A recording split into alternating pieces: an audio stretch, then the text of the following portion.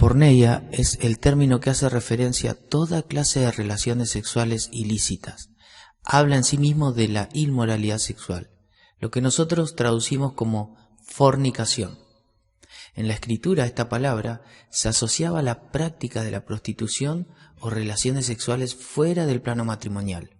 Muchas de estas formas de practicar la sexualidad se asociaban a expresiones rituales del paganismo antiguo. Hay denuncias de los profetas en Jeremías capítulo 3 como en Amós capítulo 2. En Babilonia existía ciertamente esta costumbre, como consta en el Código de Hammurabi, que reglamentaba la vida y la herencia que tenían que tener las prostitutas que ellos llamaban sagradas. En los santuarios cananeos también había mujeres y hombres dedicados a la prostitución cultual, es decir, de culto, que para ellos tenía mucha connotación con los dioses paganos de su época. Entre los griegos la norma tampoco era diferente. El ambiente moral de Corinto alentaba la fornicación, la porneia. El templo de Afrodita era conocido por sus prostitutas. Y aunque muchos apelen a que esto era una falsa acusación de ciudades rivales hacia Corinto, lo que sí se sabe es que las prostitutas estaban dispuestas a servir a todos los marineros y transeúntes que visitaban aquel lugar. Y así fue que las sociedades fueron condensando su desviación de Dios a través de lo sexual, sacando del plano matrimonial heterosexual y monogámico el sexo que Dios había preparado para el hombre y la mujer, tal cual Moisés escribió en Génesis capítulo 1 y capítulo 2. Se unirá el hombre entonces a su mujer y los dos serán una sola carne. Cristo en Mateo 19 ratifica esta expresión y dice que lo que unió Dios no lo separe el hombre. Es muy difícil entendernos en una sociedad totalmente pornificada, pero pertenecemos a un mundo que fue construyendo su identidad sexual lejos del plan de Dios. Pablo escribe a los Romanos capítulo 1 que pese a que Dios se hizo evidente al mundo por medio de las cosas creadas, por su eterno poder, el hombre resistió a Dios. No le glorificaron ni le dieron gracias, se extraviaron en sus razonamientos inútiles y se les oscureció su insensato corazón. Así todos los hombres que afirmaban ser sabios se volvieron necios, cayendo en idolatrías vacías, y el resultado por haberse desviado del camino de Dios es que la humanidad se ha volcado a las pasiones que conducen justamente a la impureza sexual, a la porneia, de tal modo que usaron sus cuerpos de forma degradante para hacer cosas viles, contaminándose. Y Pablo dice en el verso 1:26, por esa razón Dios los abandonó a sus pasiones vergonzosas. Aún las mujeres se rebelaron contra la forma natural de tener relaciones sexuales y en cambio dieron rienda suelta al sexo unas con otras.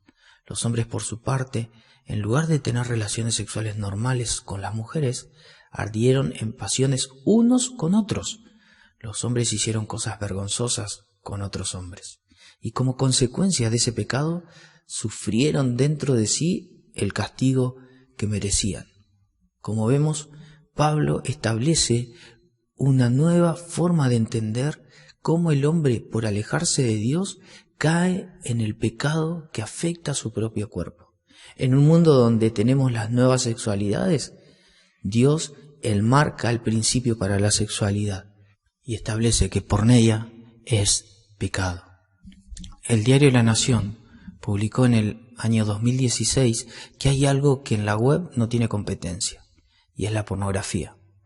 De acuerdo a las estadísticas, 8 de cada 10 argentinos consumirían pornografía. Los hombres 9 de cada 10 y las mujeres 7 de cada 10. ¿Quién lo hubiera pensado? El 52% declara hacerlo de forma esporádica y un 20% ya de forma habitual y aún compulsiva. Ni Macri, ni Cristina, ni el dólar, ni Messi, ni Maradona. Nada puede contra este consumo. Y es que, como declaran los expertos, la era digital hizo que la pornografía sea accesible para la sociedad. Y la sociedad en esa costumbre salga del terreno del tabú, hoy siendo parte del lenguaje digital, compartiéndose como material por las vías típicas como la mensajería de WhatsApp. Es innegable que desde que el celular se ha convertido en una computadora portátil, la mayor parte del consumo está en los dispositivos móviles. A nivel mundial, la Argentina se encuentra en el puesto 18 de consumo, mientras que Estados Unidos lidera en el mismo.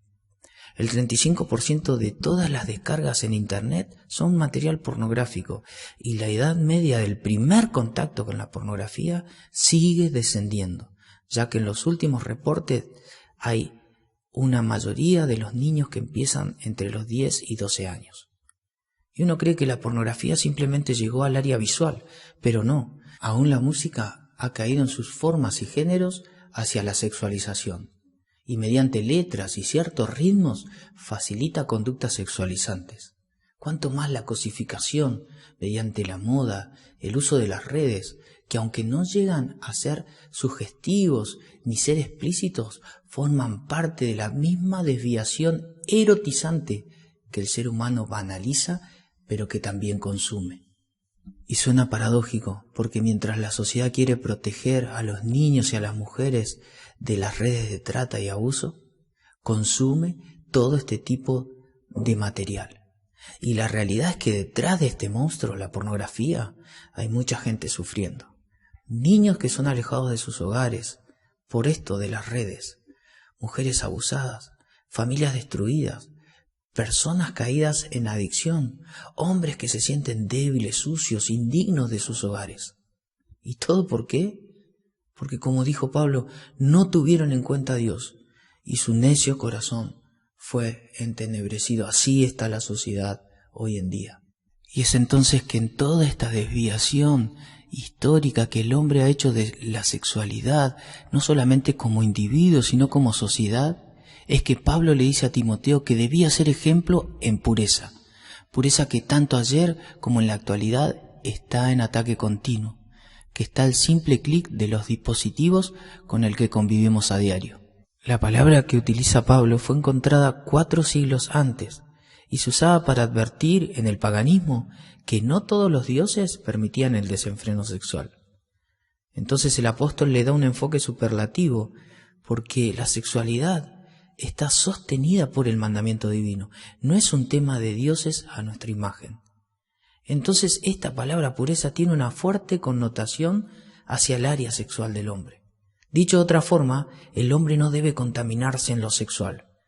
Pablo está advirtiendo a Timoteo que el ministerio público debe acompañarse de un trabajo en su persona en el área privada, manteniéndose puro en lo que respecta a su vida sexual.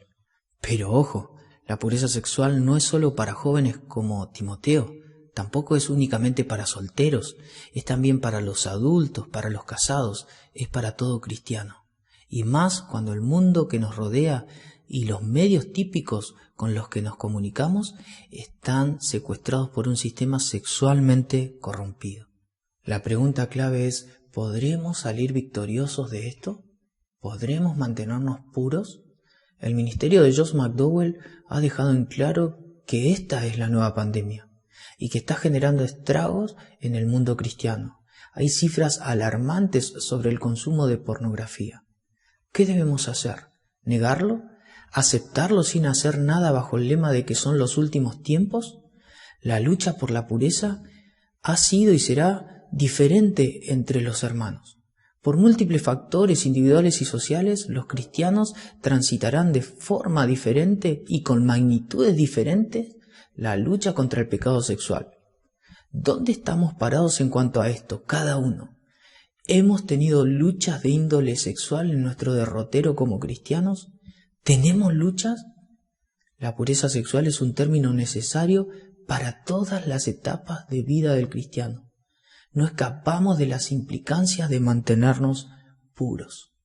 El apóstol exhortará en 1 Corintios 6:3 en la segunda parte, pero el cuerpo no es para la inmoralidad sexual, no es para la fornicación, para la porneia, sino para el Señor, y el Señor para el cuerpo. En el 18 continúa diciendo, huyan de la fornicación, huyan de la porneia, de la inmoralidad sexual.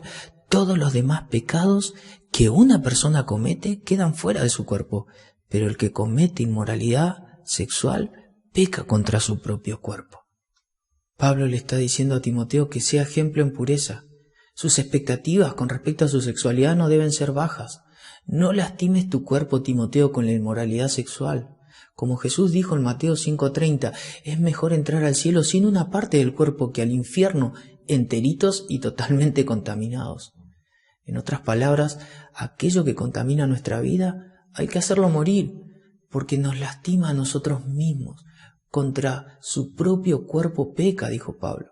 Por eso huyan de la inmoralidad sexual. Huir describe la fortaleza que tiene el pecado sexual. Y la mejor respuesta para esta fuerte tentación es lo que hizo José cuando huyó de la fornicación ante las insinuaciones que tenía la esposa de Potifar con él. ¿Dónde radica el poder para vencer en el área de la pureza sexual? ¿Hay acaso poder? Los templos antiguos se habían vuelto un culto a la impureza, pero ahora nosotros somos templos del Espíritu Santo, dice Pablo, y esto ha sido posible por Jesucristo, quien pagó por nuestra vida completa allí en la cruz. Pero todo comienza en el interior, comienza por Dios, comienza con reservar nuestra mente y corazón para los pensamientos favorecedores de la santidad, para lo justo, para lo puro, para todo lo que tiene buen nombre, para todo lo que es digno de alabanza y encuentra virtud. En esto, dice Pablo en Filipenses 4:8, debemos pensar. Nuestro corazón debe ser un templo de Dios y no del ídolo de la impureza sexual. Desde el interior, la verdadera transformación surge hacia el exterior, porque cuando el Espíritu Santo controla nuestro interior, esto siempre se hará evidente en nuestra forma de vivir. Pero para poder vencer en este área de la pureza, debemos dejarnos vencer por los principios de Dios en primer lugar. Si Dios no gana en el corazón de nosotros, es muy probable que cualquier corriente de pecado nos arrastre desde la debilidad de nuestra carne. Sí o sí necesitamos la ayuda de nuestro Dios.